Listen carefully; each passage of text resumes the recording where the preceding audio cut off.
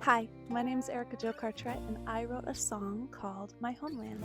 I'm a big picture person, so I love any sort of song or form of art that helps me zoom out and say, okay, what are we doing here? What's this all about? And that is what my song Homeland does for me. Verse 1 says, I'm a stranger in a foreign land, I walk around unknown, beauty around every bend, but my heart still cries for home. And I wrote that lyric years ago, and I found it in my journal and thought it would be a good way to kickstart the song. I wrote it at a time when I was living like a gypsy, bouncing from city to city, jumping couch to couch, not seen and not known by any of the world's standards, but intimately known by my Father in heaven. I had a pastor from Nigeria who would often talk about what it meant to be an ambassador or a representative in a foreign land, and he would always use the analogy of being, say, an American ambassador in Nigeria. Now, as that ambassador, my rights and privileges, my protection, and my authority doesn't come from Nigeria.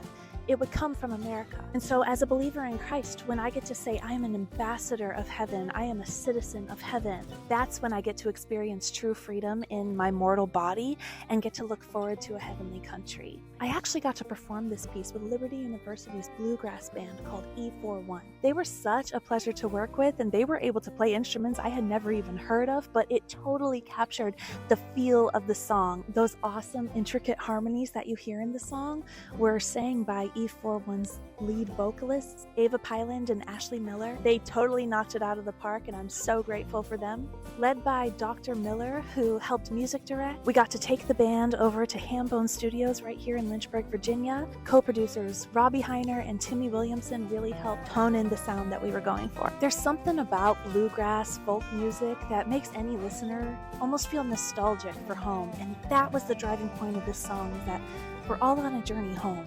One of my favorite C.S. Lewis quotes, he said, "If I find myself with a desire in which no experience in this world can satisfy, the most probable explanation is that I was made for another world."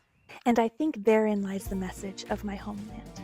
We were made for another world. We have another place that we call home. And so while we're here, let's not look to the right or to the left. Let's keep our gaze directly before us, our minds and hearts fixed on heaven, on the hope of eternity, because we have somewhere to go. And that's our homeland.